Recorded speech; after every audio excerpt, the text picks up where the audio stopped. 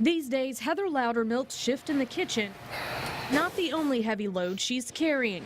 After learning her daughter went missing from a treatment facility, juvenile court ordered her to attend 4 hours away from home. They were responsible for my daughter and for her well-being, and you know, it may not be their fault she ran away, but I kind of feel like the police really dropped the ball on this. 16-year-old Julia disappeared from Quapaw House on September 18th. But when Heather arrived in town to look for her daughter, there was no record of the disappearance with law enforcement. Hot Springs 911. But a Quapaw House staff member did make a 911 call that night. We had a female client here elope. She ran. Which Heather didn't get to hear until we played it for her. I'm just angry at everyone. I really am. I don't understand. I know she's 16. Dispatcher Taylor Gates, one of 2 on shift that evening, working multiple calls at once. Okay, well, what's the reasoning behind needing us? We don't have any charges on her from that. Okay. All right, well, then I'll let my boss know that. Thank you. Officers were never sent, a report never made, until Heather reported her daughter missing nearly 48 hours later. It's law enforcement's obligation to immediately enter that child into the NCIC database and commence an investigation. And according to the National Center for Missing and Exploited Children, there is no waiting period to report a missing child, whether an apparent runaway or abduction. You know, when it comes to a missing child, time is the enemy, so it's imperative that when the child is reported, that investigation begins immediately. The longer that they're missing, the higher likelihood they're going to be victimized. Hot Springs Police declined repeated requests for an on-camera interview, issuing a written statement that confirmed Heather's account, saying in part, the unintentional neglect of not adequately listening and attempting to perform more than one task simultaneously hindered the department's immediate investigative efforts. Julia somehow made it from Hot Springs back to the area she calls home in northwest Arkansas. According to Julia's mother, she made it here to this Springdale apartment complex where things only got worse. She was raped. And it's something that can never be taken back. And I think that if the police would have done their job and acted a little quicker, then she probably wouldn't have gone through what she did. Julia was allegedly dumped nearby in Rogers and made it to a friend's house. Police later discovered her there and took her into custody. It's my little girl. You know, maybe just another kid to them, but that's my baby. She was transferred to Arkansas Children's Hospital, where a rape kit confirmed sexual assault. One of the worst things that a mother fears for their child when they're missing, you know, and it actually happened. Do you feel like the system failed her? Yeah, I think they did. Now, the 911 dispatcher was suspended for 1 8-hour workday without pay. That notice was signed on October 8th, the same day we made a Freedom of Information request from the department for those disciplinary records. That's nearly 3 weeks after the 911 call was initially placed. Julia is recovering in juvenile detention center up in Benton County, closer to home. Rogers police won't confirm whether they're investigating the sexual assault.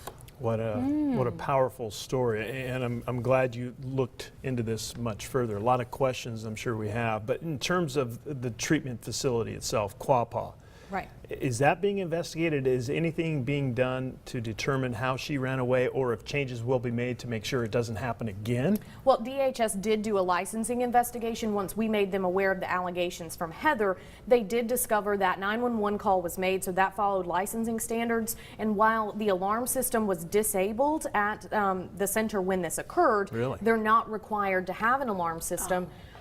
DHS recommended that they get that fixed, and also the facility did say that they would go through another round of training on how to report a missing child. At this point, we did try to reach out to the Quapaw Center to ask about those missing kids reports that came through, but we haven't heard back from them. Hey, Marcy, real quickly, Sure. other than, you know, creating awareness for this mom and her daughter for that matter, any legal recourse that she can take?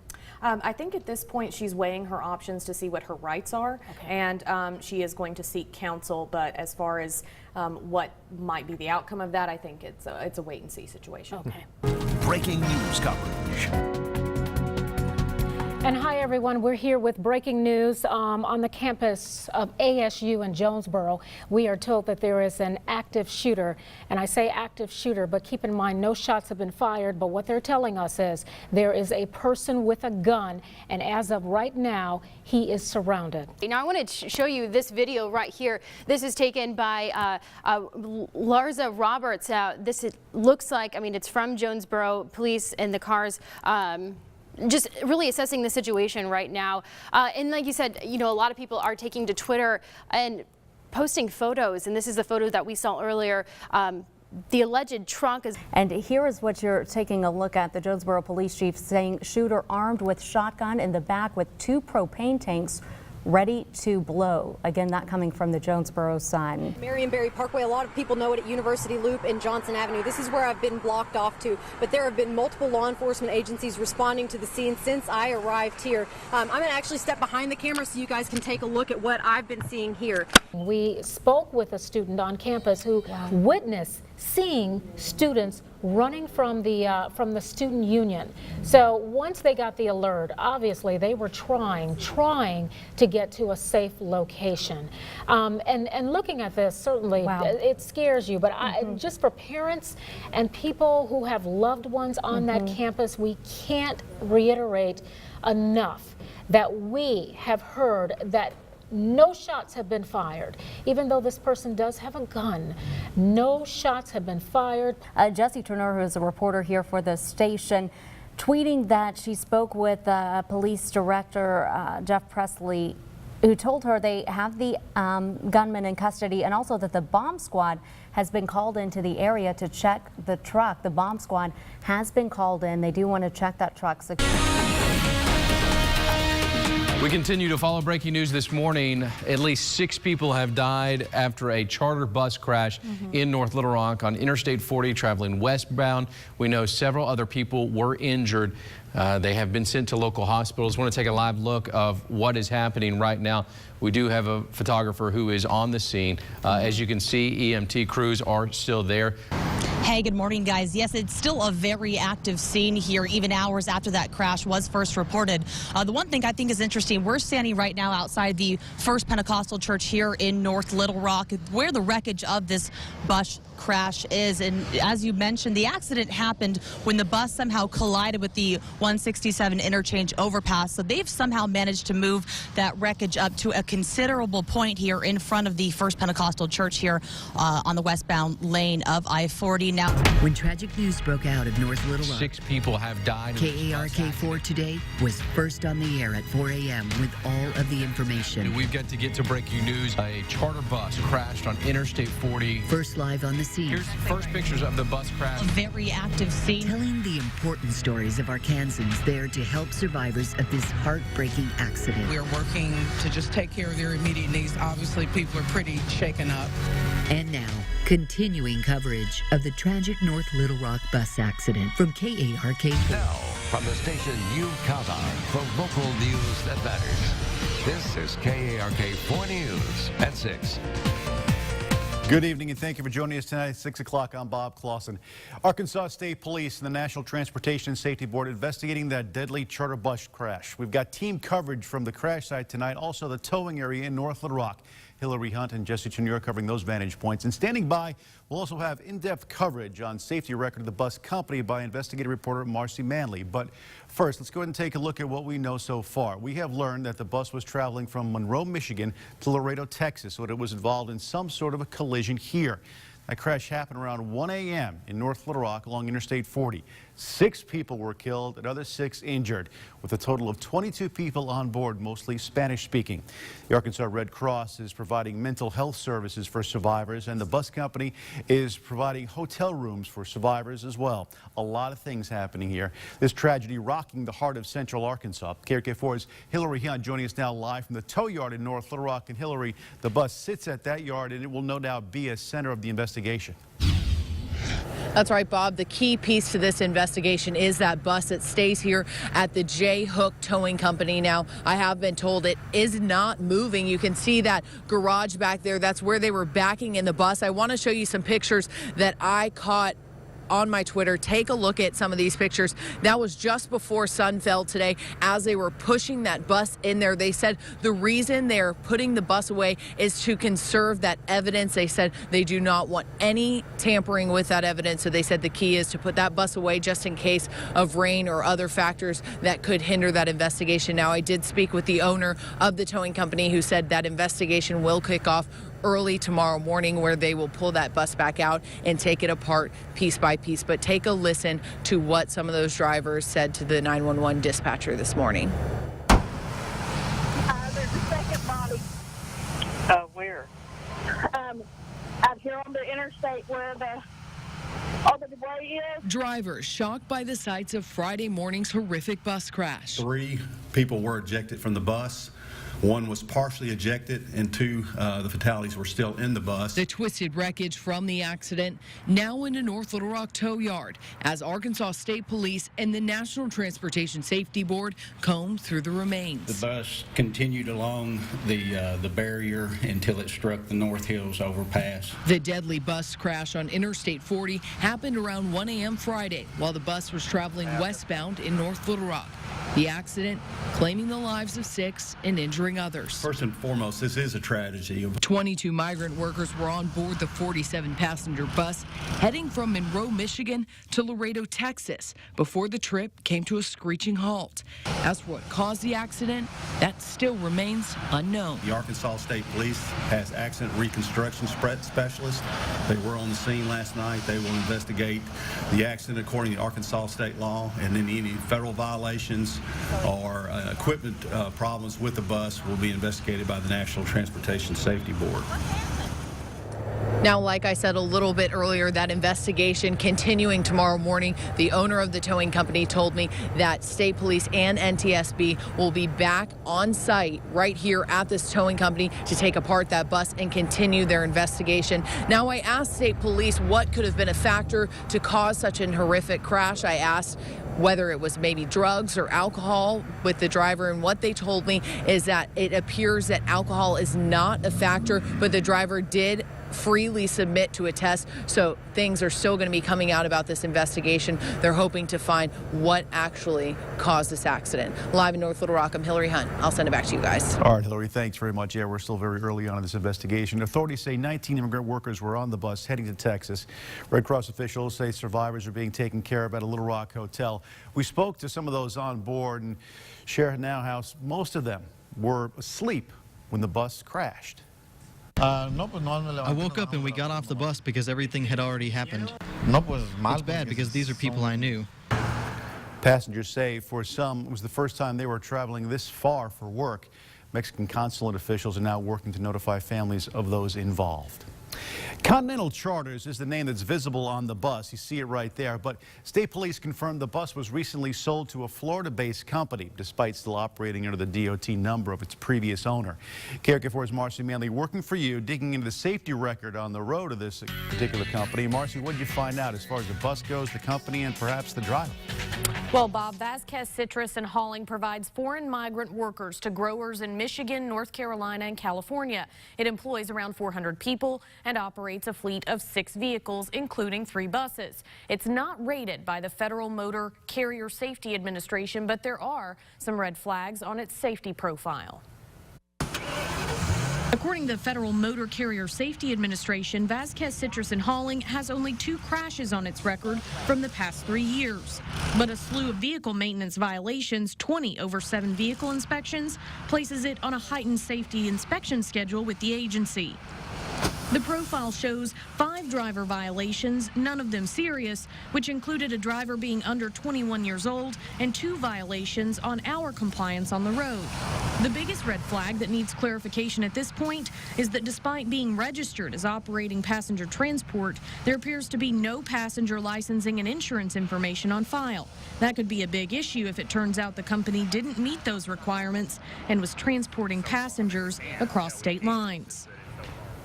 And speaking to that last point, if it comes to light that they didn't have that licensing information, that meant that they were operating without authority, and that could be a big problem. Drivers of commercial vehicles like this do have to have commercial passenger driver's licenses. Now, we asked state police if the driver did have that licensure. They confirmed that he had a Michigan state driver's license, but didn't know the details as to whether it was a passenger CDL. Now, we've left messages with the owner of the company, but he has not returned our calls or emails. Bob, back to you. Deja Taylor is a straight-A student. She's president of her class and on her way to becoming valedictorian. The drive to succeed comes from her grandfather. When he died, it took a toll on me.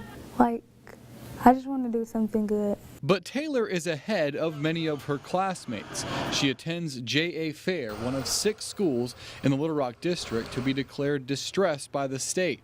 Only 40% of students at her school pass end-of-the-year literary exams. At J.A. Fair, 95% of the students are black and 83% are on free or reduced lunch. Every school that I have attended has been majority black. In fact, all of the distressed schools in Little Rock are almost entirely black and economically disadvantaged.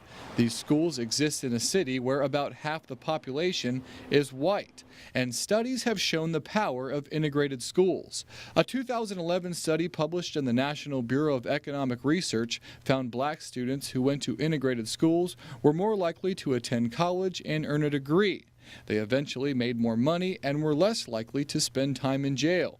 Another from 2005 by Columbia University showed the socioeconomic status of classmates is more important than the student's own status when determining educational success. It's very difficult if you have a school where a significant number of the students are low performing. Dennis Glasgow has been with the school district for more than 40 years. He says busing programs did increase diversity in Little Rock public schools, but there was a backlash. We've lost a lot of students who are the easier to educate, the higher performing students to private schools and charter schools. Over the last 20 years, the number of white students in the district has been cut nearly in half, while the number of black students has stayed relatively even.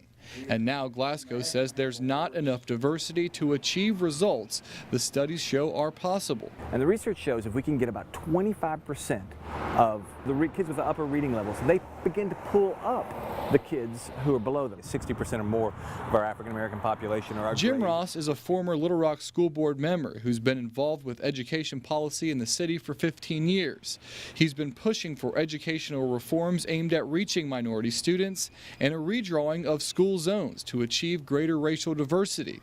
But he says white parents have a social responsibility to send their kids to diverse schools.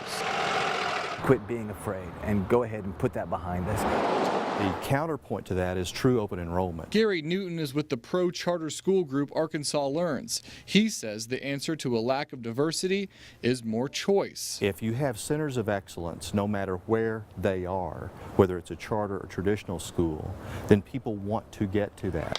For now, the Little Rock School District appears to be at a crossroads. The state took over earlier this year, a move that prompted 2 lawsuits and the renewing of a legal fight that's been ongoing for 60 years. Everybody's on the roll sheet. I think if schools reflected how the world really is, that would be better, because the world is not majority black. Learn how to reduce test anxiety. Deja Taylor recently got a wake-up call when she was chosen to participate in Governor's School, a summer study program with the top students across the state. And the stuff that we go over in my school, apparently it's not what they go over in their school, and it just made me feel behind. Taylor says that's driving her to work twice as hard. She's committed to becoming a chemical engineer. But sadly, that feeling of being behind is something many of her classmates do not overcome. In Little Rock, Drew Petrimo, Fox 16 News. Little Rock family says never-before-seen video brings up new questions in the death of their father, killed 4.5 years ago in a police shooting. 67-year-old Eugene Ellison was shot and killed in his apartment in December 2010. We have never heard from the officers involved in this, but only on KARK, reporter Marcy Manley has obtained never-before-seen video depositions they gave in a lawsuit. It's testimony Ellison's sons say proves their father didn't have to die. Each time I come home, my stomach hurts. The last 4.5 years have been a long road for Spencer Ellison. It's been a holy nightmare. I wouldn't wish this on anyone. You know, it's been almost 5 years, and we're still trying to seek justice in this case. That nightmare began December 9th, 2010, when 2 off-duty police officers working security at Big Country Chateau shot and killed his father. His door was open. He died because his door was open. Officer Donna Lesher and Detective Tabitha McCrillis noticed 67-year-old Eugene Ellison's open door.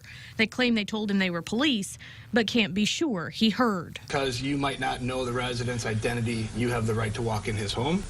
If the door is standing wide open and it appears that there may be something going on inside that residence, then yes. The Navy vet who had lived in the complex for 13 years responded he was okay. He was alone and told them to leave. And you said that the reason that you walked in was because he was mouthy with you, right?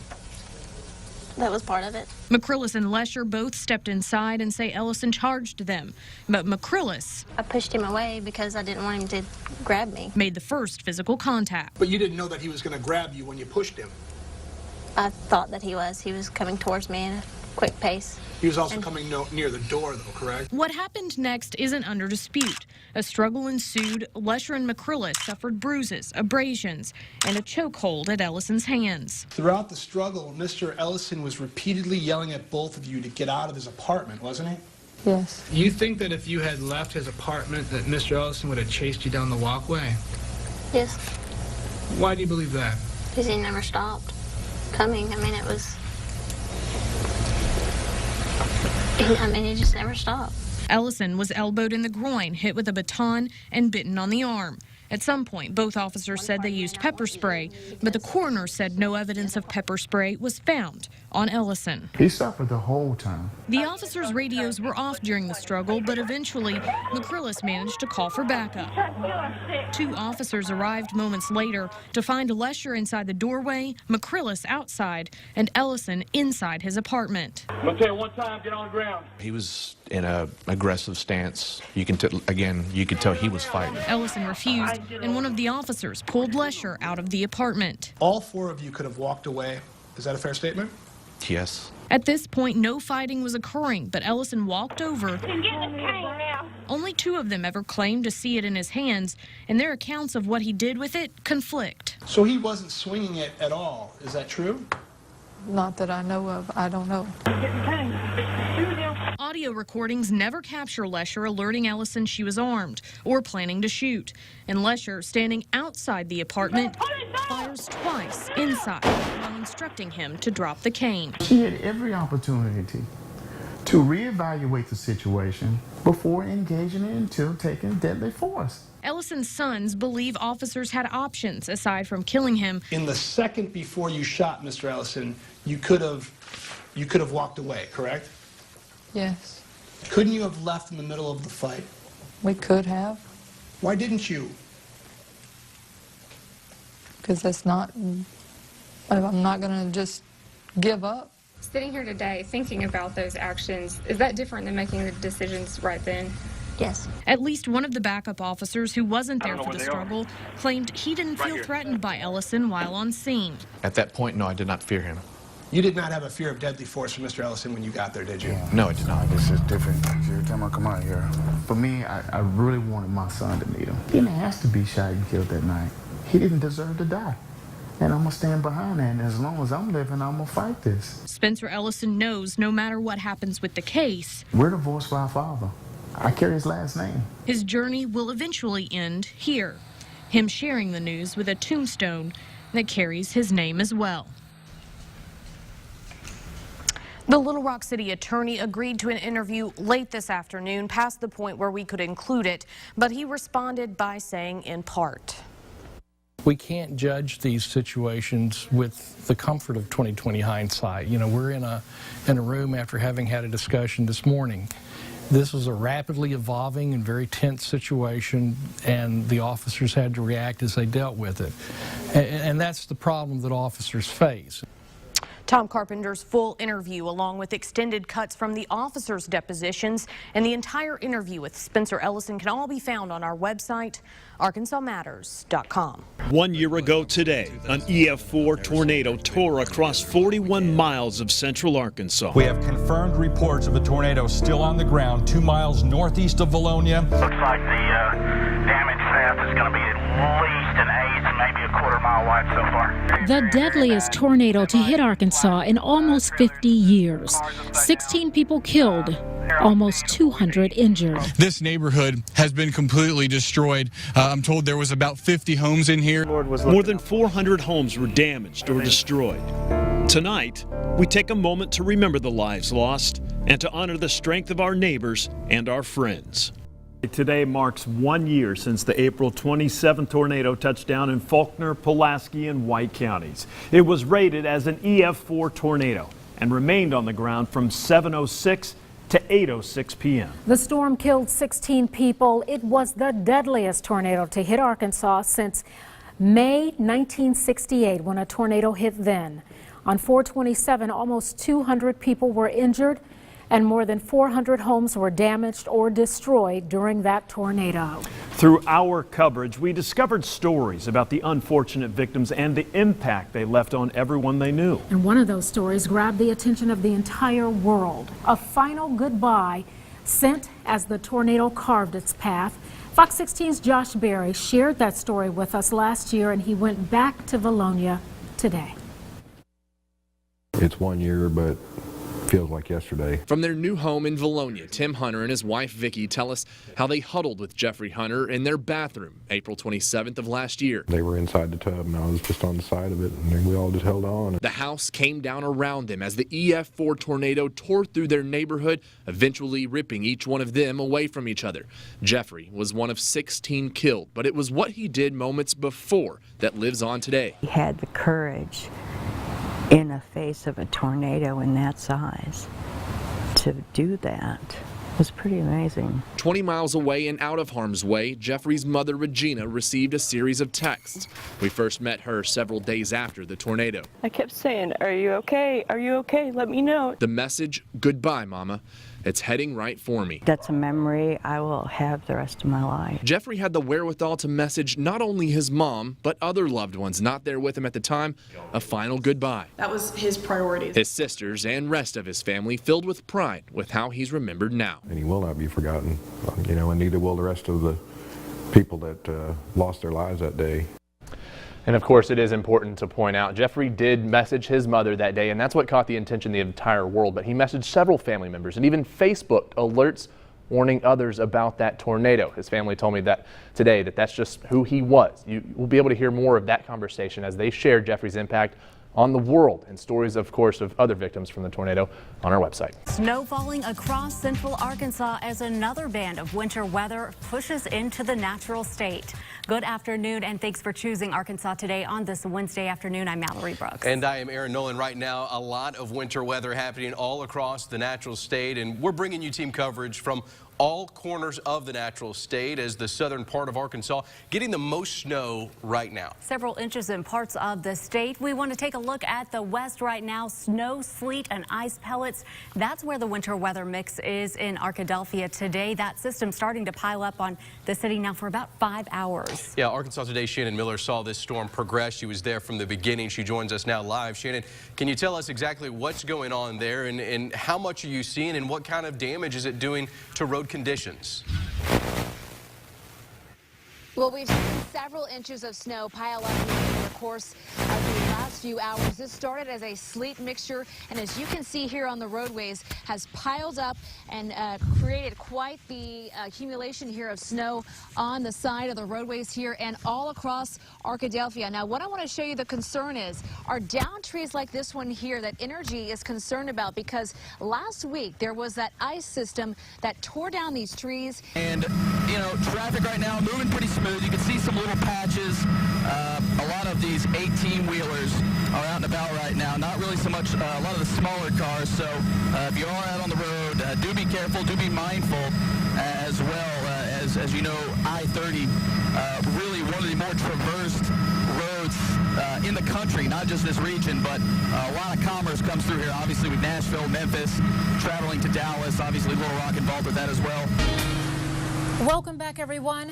Tonight we're live in our parking garage that's connected to our building because we want to point out a problem that's happening around the country and definitely right here in Arkansas. Yeah, and the problem we're talking specifically about has to do with these. Booker, our photographer, is going to zoom in. We're talking about handicapped parking spots, Donna. Yeah, oftentimes drivers will pull into these parking spaces without a handicap placard or license plate, and too many times they get away with it. But that's about to change. In fact, Fox 16 Shannon Miller driving up as we speak to explain how law enforcement is stepping up patrols to target violators and the fines that come with it. Shannon, what'd you find out? Well, Kevin, a lot of times when these drivers pull into these spots, they think, I'll just be here for a few minutes. Not a big deal. But for those who are approved to use the spots, they say taking them up can totally change their day. Yeah, we're doing all right. We're just about 2 hours away from our last stop. The Huckabee campaign is here right now in Cedar Rapids. I'm going to step out of the way and let you guys get a look. The governor is here right now talking to folks at the Pizza Ranch here in Cedar Rapids. He is holding the third and last of his Factories, Farms, and Freedom rally here in Iowa. This one's a meet and greet. You got an inside look at what's happening right now live. This is Huckabee's second stop of the day, though. He got an early start this morning, meeting with folks in Sioux City where he talked policy. He's pushed his plans for strengthening Social Security, saying he'd rather Congress cut their pensions than tinkering with what he calls promises made to seniors. Also, once again this morning, Huckabee's political background did play a key role in talking to potential voters here in Iowa. He talked about his experience as governor, talking about the wisdom and knowledge that he's gained in his political experience, fighting through certain political climates. Now, we have seen supporters here. The room is packed. I can tell you that there are supporters from all over the country here, even back home in Arkansas. We've seen the banners on the cars, the signs, the window paint. Folks here just to see Governor Huckabee and showing him support in his campaign. They're selling pins as well. Check this out. Super Huck is what they're selling at the door as people walk into the Pizza Ranch here in Cedar Rapids, Iowa. We're going to continue following along with him. We're going to try and talk to him here after he gets done with his event. He's going to be here for about an hour and a half. We're told he's going to talk to probably every single person in this room, hitting this campaign trail hard. We are live in Iowa. Josh Berry for Arkansas Today. Senator Tom Cotton in the House, and I can't think of anything more American than throwing the pigskin. So Tom, can I call you Tom? Okay, Tom. As long as you don't try to block. Oh, I got you. We'll just play a little toss. While you're here, my fellow Patriots fan, let's talk a little bit about, oh yeah, I got it. I got hands, baby. Set, hut.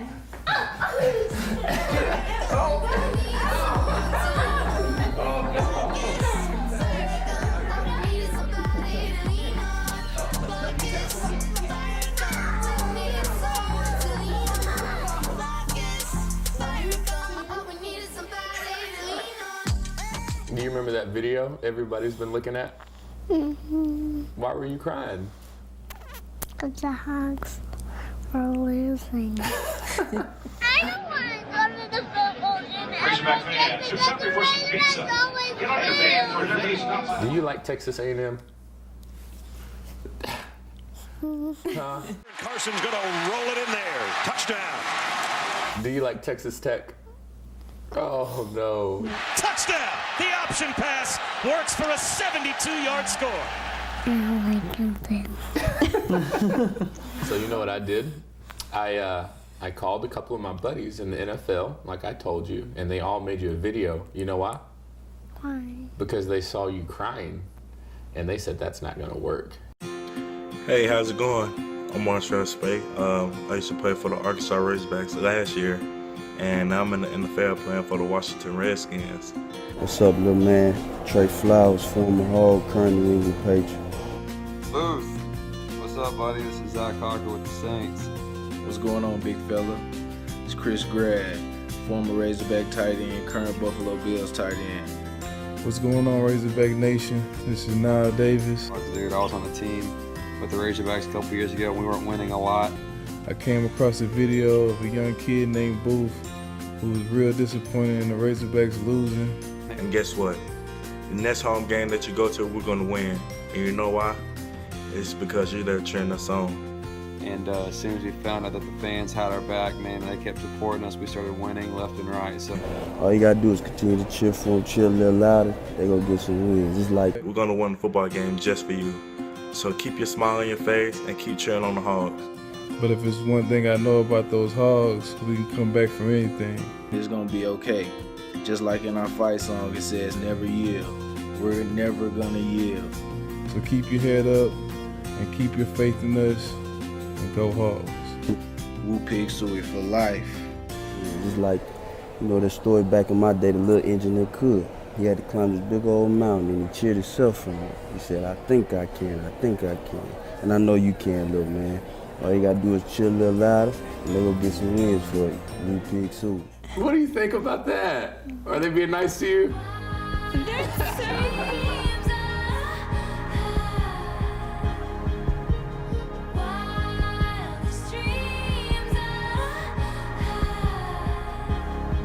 I saw it. I changed my mind. You changed your mind. Ready? Yep. Steady? Good job. Hit that line, keep on going. Move that ball right down the field. Give a cheer, never fear. Arkansas will never yield. On your toes, raise your backs to the finish. Carry on with all your might. Sports A-U-K, SAS for Arkansas. Fight, fight, fight. Look at you. Do you know it the whole time when you were messing with me? You're like the Jesus of Arkansas. Hashtag WooPigSuey. You could call it a case of mistaken identity. People will just add me thinking that I'm him just because we have the same name.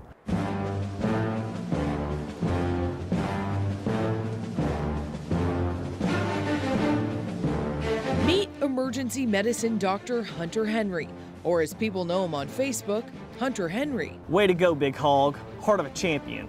Will you sign my football? I'll comment back on people and say, you know, hey, you got the wrong person. But it's gotten to the point where I have to comment a lot more. I've been asked to do like 5K sponsorships and come and meet children at the hospital. But as you can clearly see, Dr. Henry stands about 5'10" and puts on a white coat instead of a jersey. Not to be confused with the big-time Arkansas playmaker, number 84, Hunter Henry. It happens every day. Patients, families, well, Hunter Henry, we thought you'd be a little taller, or aren't you supposed to be up in Fayetteville? Now, right about now, you're probably wondering if Dr. Hunter Henry has any of the same football skills as Hunter Henry. So I decided to bring him on the field and put him to the test. Dr. Henry may not quite be up to Coach Bielema's football standards, but there are some similarities between the game changer and the lifesaver. He's probably very good at thinking on his feet and adjusting to different plays, different defenses. I like to kind of think that in emergency medicine, I also have to be pretty quick on my feet. And good with his hands, something both Hunter Henrys have in common. Good stuff, Bob. Thank you. And finally, I've got one more thought. I'm not ready to begin the Alex Collins for Heisman Trophy campaign, but I do think he's going to have a big year. I know some people were a little surprised when I predicted last night Collins would rush for 1,500 yards this season. It really comes down to simple math. So hang with me for a little bit. We're going to do a little math. We'll go to the smart board. Kevin, Donna, pretend like you're watching me and paying attention. Thank you. All right, last season, Jonathan Williams had 200 carries. Alex Collins is going to get about 80 of those carries. The rest, they'll divide up between Cody Walker, Raleigh Williams III, and others. Now, over a 13-game season, 80 carries is only 6 more carries a game. Collins carried the ball 15.5 times a game last season, so add 6 more carries in there. 21 carries a game isn't outrageous. Last season, Collins rushed for 1,100 yards, or about 5.4 yards per carry. So here we do the math again. 80 extra carries times that 5.4 yards per carry equals about 432 more yards. Add that to the 1,100 he had last year, and you can see why I say I think it's easy he could rush for 1,500 yards or more. Ironically, that's what Nick Chubb rushed for last season. The same Nick Chubb has the 4th best odds to win the Heisman, according to one of the Las Vegas sports books. And oh, by the way, Alex Collins has gone from not being on that list to 33-1 odds in just the last few days. It appears Vegas is paying attention. So am I. It's just one more thought. Live from Arkansas's breaking news leader, Fox 16 News at 9 starts now. Breaking news just into the Fox 16 studio. Little Rock police say they are responding to a shooting in the downtown area. It happened within the hour in the 1800 block of West 15th Street. The victim, we're told, is in serious condition. No suspect information, though, at the time, but we will keep you updated as information becomes available to us within this hour.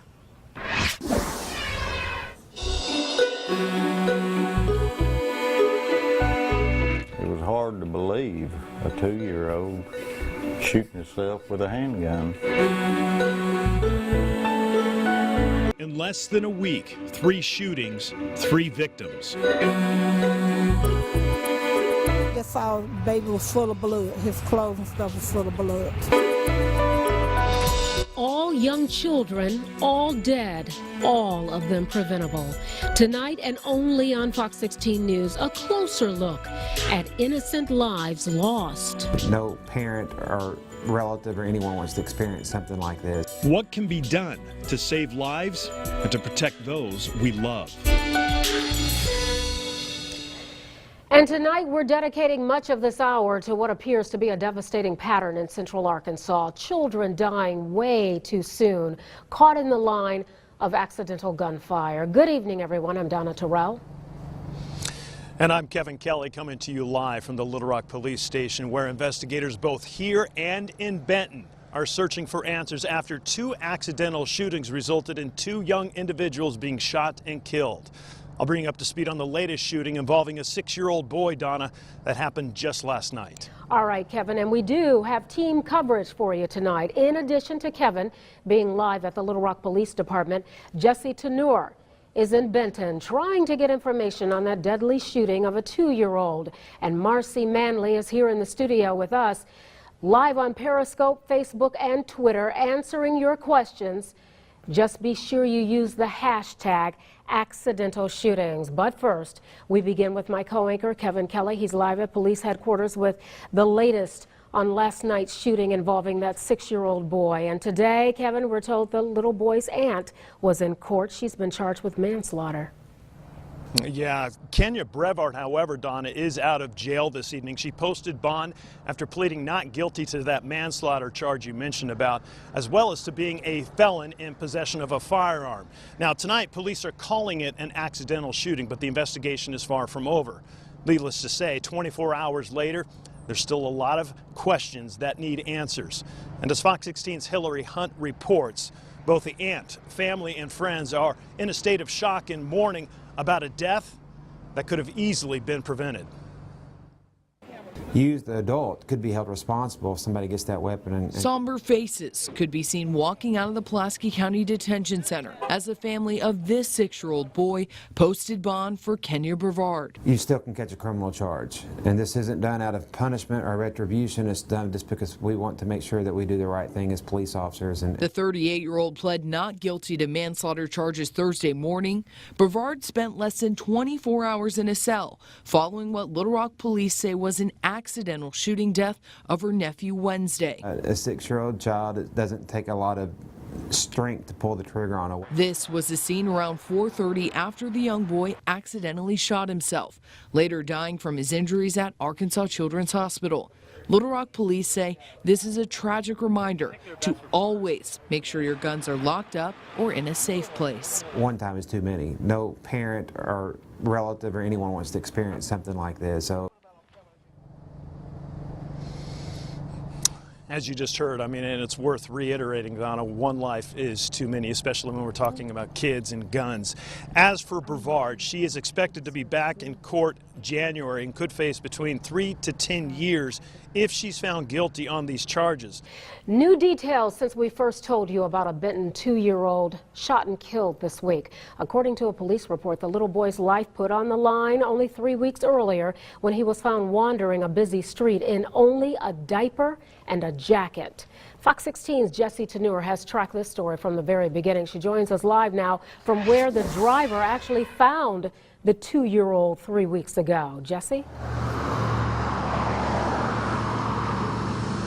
Donna, the 2-year-old boy was able to walk from his home here on Nelson Circle all the way down to Edison Avenue, which is a pretty busy road in Benton. His total trip, only about 530 feet. Thankfully, a driver spotted him and pulled him to safety. Police responded to the scene here and cited his mother. Drivers frequent Edison Avenue throughout the day in Benton. Right up the street lived a very curious 2-year-old. He'd pity-pat down here, Grandma, Grandma, and he'd go that way. But great-grandma was always there to stop him. When he acted like he was going to follow too far, Grandma, here I'd come. Except for one day, October 26th. For 2 years old, that little fella was smart. When the little boy opened his front door by himself and made it from Nelson Circle to busy Edison Avenue in just a diaper and jacket. A driver spotted him, picked him up, and called police. Mother never went and got him. I went and got him clear over to that railroad track down there. She would be knocked out like this on the bed. That's what made me think she was sick. 3 weeks later, police back in the area because family says the same little boy accidentally shot and killed himself with a .45 pistol. That's what makes me feel like she must have been sick because it happened in the trailer. Linda Ashley and Benton police are trying to figure out how the 2-year-old could have gotten his hands on such a lethal weapon. Ashley hopes the parents knew better. I want to whop them both across the bottom if there was a gun anywhere that should have been put up and empty. She can't let herself think of that too much. I'm going to miss him terribly. Instead, she tries to remember the good. And when I had flowers blooming, he'd come over and pick one, bring to me. And he was the sweetest little fella. And look forward to seeing her little fella, her good little boy, again someday. It's just one of the things we got to face. I keep telling them how good heaven's got to be. And in regards to the little boy walking right here on Edison Avenue, the police report states his mother told officers she and her son laid down for a nap, and she didn't realize he left the house, Donna. My goodness, Jesse. I mean, who knew all of this was in the background? I'm wondering, though, about this most recent case, the shooting. Any new developments in that investigation? Donna, I've been in contact with police all day trying to see if there was anything new to add to tonight's report. So far, no arrests, no new developments yet, Donna. Okay, and of course, this is a case we'll keep following. Jesse, thanks a lot for that. Now, according to the Arkansas chapter of Moms Demand Action for Gun Sense, the last 7 days are tied to one of the worst unintentional shootings weeks we've had. Nationally, there have been 10 unintentional child shootings this week.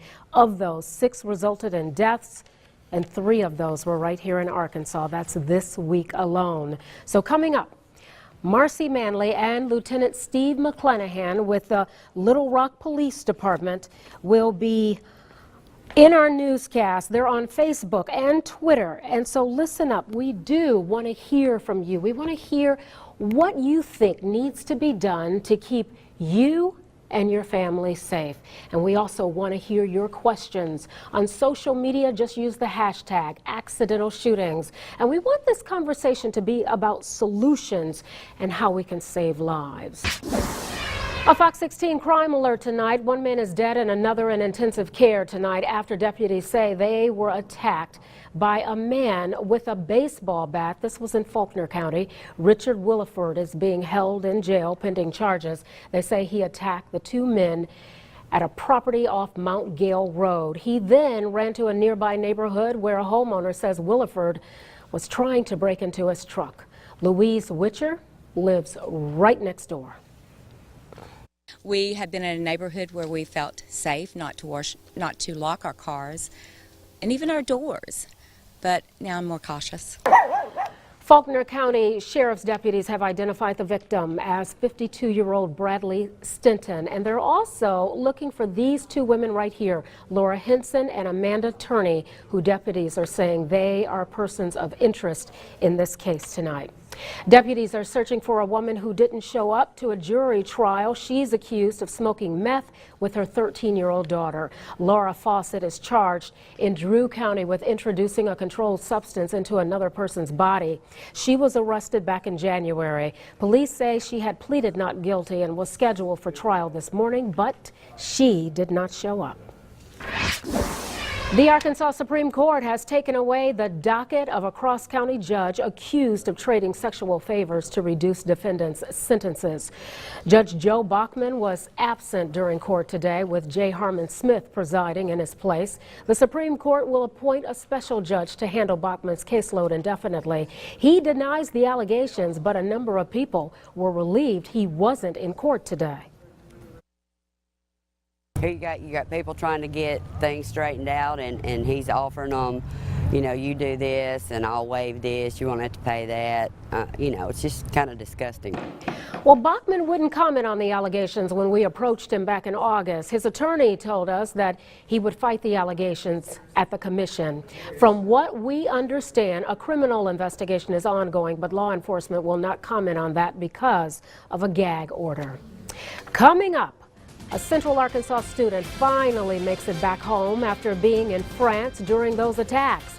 How students remember the lives lost almost a week ago.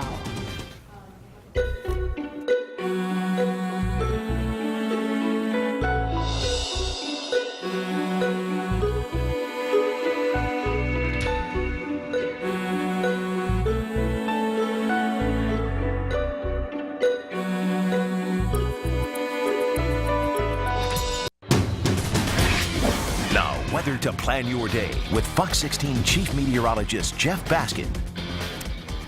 Take a look outside. Yeah, it looks dark, but it feels nice. Not too bad out there. I just got back from doing a report in front of the Little Rock Police headquarters there, but I tell you what, it felt pretty nice. Hopefully it'll continue. Yeah, cool, not much wind, so it feels pretty decent out there, but by the weekend we're talking about some winter-like air coming in. Winter-like, yeah, that'll catch your attention. It's going to feel like winter out there as we go into the next couple of days. As a matter of fact, we're talking about the first freeze of the year coming up as we go into the weekend. Tomorrow morning's low right around 40, which is cool, but that's pretty close to average. Average low this time of year down into the low 40s. 43 on Saturday, but keep in mind Saturday temperatures won't warm up all that much. As a strong cold front moves on through and northerly winds will keep it feeling very chilly, and by Sunday morning the bottom really falls out down to 30 for the low temperature, the first widespread freeze of the year, and again down near freezing Monday morning. Satellite and radar showing clear skies all across the state. The front that brought the heavy rain earlier this week is pushing off the east coast. Now we're looking out to the west. There's a weak disturbance now pushing into the Rocky Mountain states, but what this system is going to do, even though it's not very strong, it's going to tap into this Arctic air that's been building across parts of the northwest and southern Canada. Temperatures in the teens and 20s, and some of that colder air is going to work its way south. Right now, we're still pretty mild with temperatures ranging from the upper 30s to around 50 degrees. 37 the cold spot in Clinton right now, but otherwise 40s and 50s out there. 45 around Batesville, 44 Russellville. Little Rock still holding on to 50 degrees, but Jacksonville quite a bit cooler at 42, and temperatures mid 40s to near 50 across south central Arkansas. Right now 50 degrees in Little Rock, not much wind out there, only northeast at 3 miles per hour. Taking a look at our forecast satellite and radar, high pressure over the area, so we wake up to lots of sunshine again for tomorrow morning. Staying sunny for most of the day. Looks pretty good for those high school football playoff games for tomorrow, so no problems there. Now as we go into Saturday morning, here comes that cold front. Only a few spotty showers associated with the front. Not a whole lot of rain, not much of an opportunity for that Gulf moisture to advance northward ahead of the front, so we'll squeeze out a couple of showers, not much more than that. But as that front comes on through, those winds increase out of the north, so even though we clear out by later on in the day, it's going to be windy and very chilly out there, especially if you're going to northwest Arkansas, seeing the Razorbacks game. It's playing Mississippi State. It's going to start off, kickoff. We're talking about temperatures likely near freezing. Yes, you'll need your winter clothes if you're heading up to the hill this weekend. Otherwise, staying cold as we go into Saturday night and Sunday morning. Look at these expected low temperatures for Sunday morning. We're talking about mid-20s north, temperatures below freezing south in many areas across central Arkansas, with the first freeze of the year. Temperatures for tomorrow morning starting off in the upper 30s near 40 degrees, and we warm up into the upper 50s near 60 by about lunchtime. So again, another sunny, kind of mild day out there. And as we go into the evening, cool, but pleasantly cool for late November with temperatures in the upper 40s. Taking a look at your Friday across the state, 62 north Little Rock, temperatures near 60 north with lots of sunshine, low to mid 60s south and east, 65 around Malvern, 67 in Arkadelphia. Here's a look at that 7-day forecast.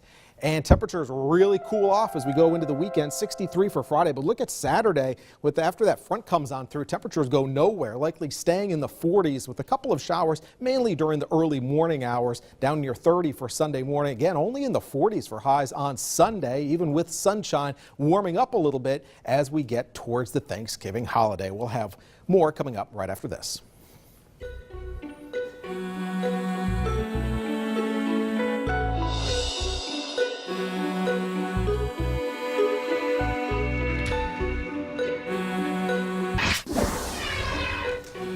These are the faces of the lives lost in accidental shootings in Arkansas. This has happened in the last 6 months. 3 of them happened since Saturday. Let me kind of run down the list for you. In May, a 2-year-old gained access to his father's gun. This happened in Redfield, and he shot and killed his 5-year-old brother. And then on Saturday,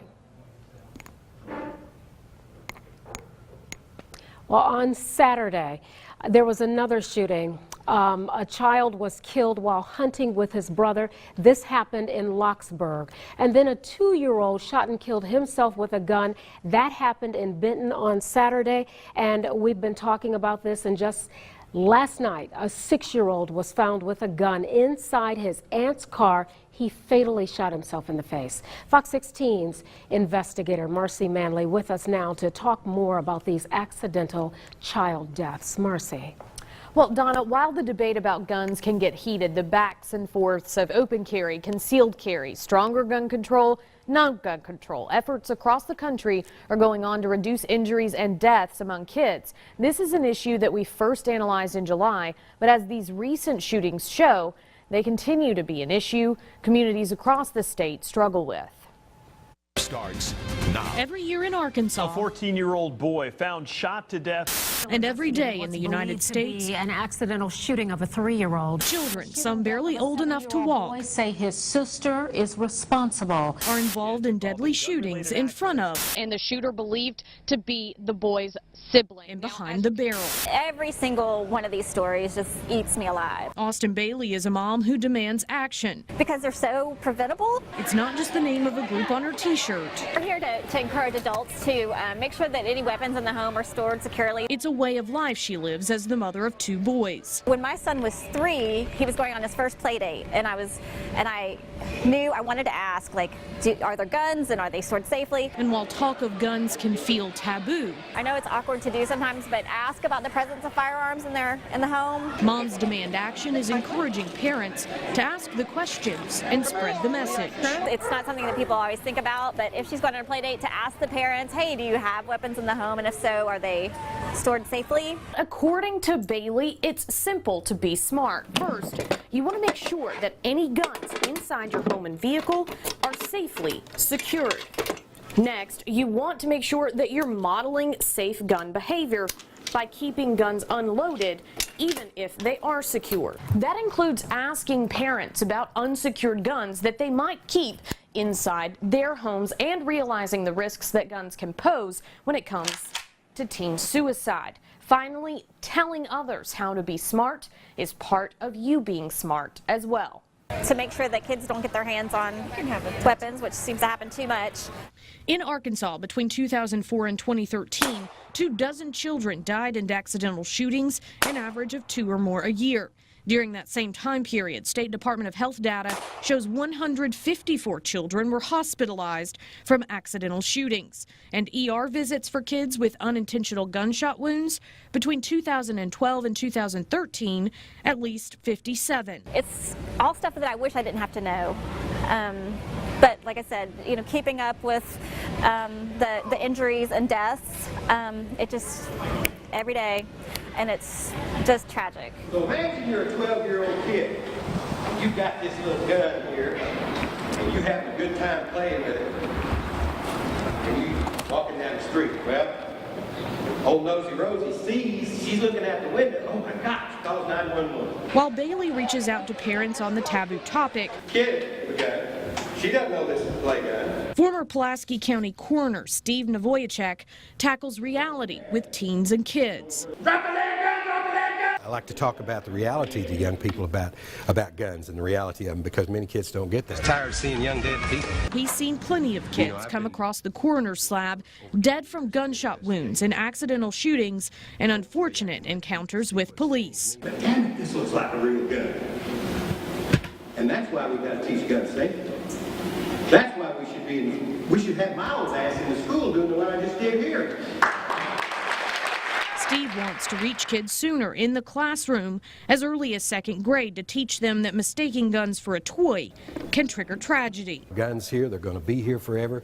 We just need to have kids understand and know that the reality is that that guns can be used for poor purposes and bad purposes.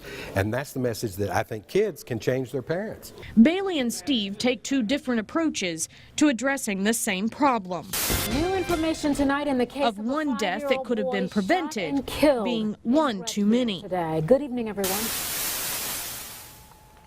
Now, those who have dug into the CDC data, which are based on medical examiner determinations, say the number of accidental shootings recorded are likely an underestimate. While we do have some idea of how many children are killed or injured by guns on that level, no single entity in the state or nationally has tracked how many times a child is the shooter in an incident. And I'm going to tell you that was really a good story and so informative. I have to wonder, though, when Steve was talking to those kids, because I heard them clapping several times, but how were they really responding to that? And do you think they were really getting the message? He talks to them on a level, he gears his message toward teens, but he really thinks that you can start educating kids much sooner and that you can change the culture of them and then change the culture of their parents as far as responsibility with guns goes. But yeah, they seem to take him seriously, and he talked frankly to them, and he highlighted issues that have been in the news. So Right. Yeah. And I think it's great, though, to really start young with children and make them understand. And those are things gun we're going safety. to talk about later in the show. Safety precautions that parents can take to keep their kids safe, and then also the decisions on when is it the parent's responsibility or the adult's responsibility, and when does law enforcement hold them responsible. Okay, makes a lot of sense. Yeah. And if you're just joining us, Kevin is going to chime in right now. Yeah, we want our viewers right now to sign into the Facebook or Twitter and join the live chat with Fox 16's Marcy Manley and Lieutenant Steve McClanahan, along with Dawn and myself, because we want to hear how you keep your family safe. We also want to hear any questions you have. So on social media, just use hashtag accidental shootings. Now's the time to ask your questions.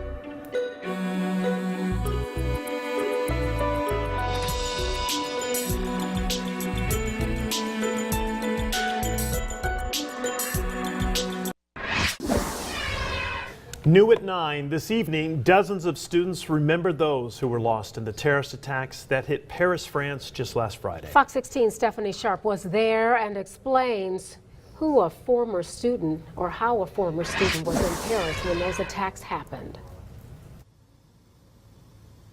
Yeah, that's right, guys. Now, the student who was originally from the Ukraine graduated from UCA a couple of years ago, but he was here on campus tonight at a visual. Him and many other people were here. Students from France and other countries spoke about the tragedies. The Ukrainian student says he was visiting Paris for a night before traveling to UCA for the anniversary of a Model UN conference. He spent the night sightseeing and was in the Eiffel Tower when the bombs went off a few blocks away. He didn't initially see anything, but quickly knew something wasn't right when he got back down to the ground.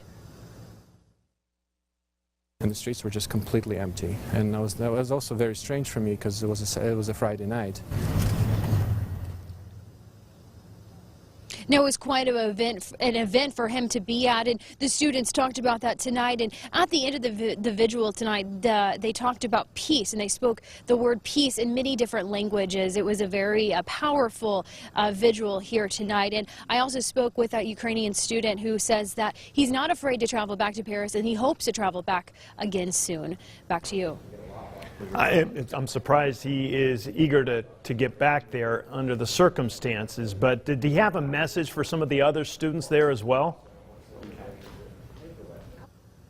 You know, he said he wanted to pray for the families that were directly involved with the tragedy and families that lost loved ones in that tragedy. He said, you know, just being there on the night that it happened was powerful enough for him, and he just urged everyone to keep those families in your prayers.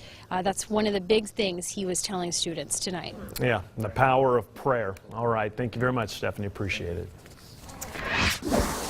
In less than a week, 3 children have died from accidental shootings. Tonight, we are devoting most of our news hour, as you can tell, to how we can help prevent these tragedies from happening. So right now, Marcy Manley and Lieutenant Steve McClanahan are here to talk about how quickly the aunt, Kenya Brevard, was charged with manslaughter in last night's shooting. But the case in Benton that happened just a couple of days ago, where a child was also killed by a gun, nothing has happened with that. And a lot of people, especially on social media, they were wondering, why is it Brevard was charged so quickly with manslaughter? I'm wondering if Lieutenant McClanahan, you could answer that.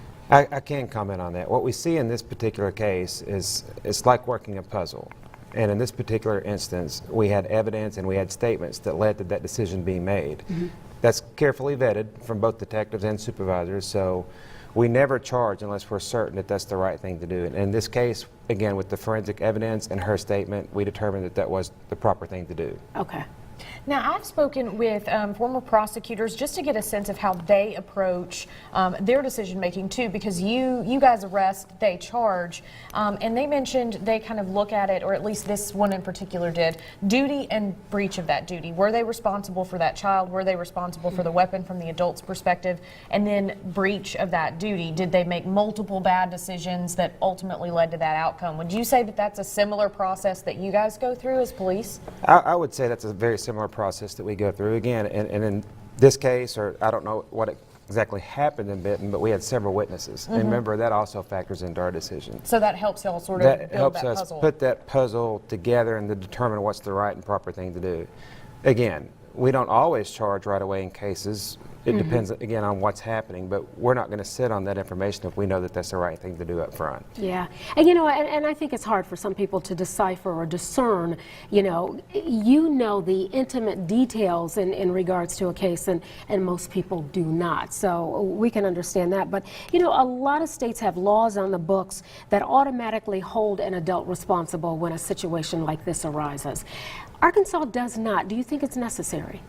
Well, it's something that we can look at, most definitely. Again, but we do have a charge on our book that we have used in the past. It's endangering the welfare of a minor in the first degree, which is a felony. And the example that I gave Marcy earlier, if you leave a child in a car unattended and you as a parent go into Kroger's or another shopping center, we can charge the guardian or the parents with that crime. And it is a felony. However, it's not just specific to a gun crime, but that crime is on our books here in the state of Arkansas. So we don't necessarily need that law in order to move it's something forward that with this. if it would help, but I think from a prosecution standpoint, we are charging with that other crime that I mentioned, and it is a felony. So we are taking that very serious. Okay, all right. Thank you. Thank you so much for being here. I know you're going to have some more information for us coming up shortly. Thanks a lot. Okay, you're welcome. Yeah, in fact, we're not done with Lieutenant Steve McClanahan. Kind enough to take some time off to talk about this very important issue. Coming up next in studio, he's going to show us how easy it is to lock up your gun, and also how you can get a free gun lock, especially if you don't have one. 2/3 of accidental shootings could be avoided if gun owners stored their guns responsibly and prevented children from accessing them. 2/3. Lieutenant Steve McClanahan with the Little Rock Police Department joining us, along with Marcy Manley, to talk about more how we should all be properly storing our guns safely if we're a gun owner. And when you look at some of these unintentional child shootings and who owned the firearm, the statistics are kind of alarming. 76% of them were owned by either the parent or another family member. When I hear that kind of number, it makes me wonder, what are we doing wrong and what should we be doing to keep our family safe? Well, as a parent myself of 2 young boys, I have a 5-year-old and a 2-year-old, it's just something that we want no parent to experience. Yeah. And again, I think the key is that you have to be aware of making sure those guns are locked up. And in our house, we have a gun safe. So that's an option. Whenever I get home from work, I always make sure that I take my gun off and put it inside the gun safe. It should be a routine every It should be a routine, because if it's a routine, you're going to stick with that. It's when you get out of the norm that you're going to do something and forget about it. And that's easy to do as parents and when you're busy from work. So just make sure that the first thing that you do when you come inside is that you stick with your routine.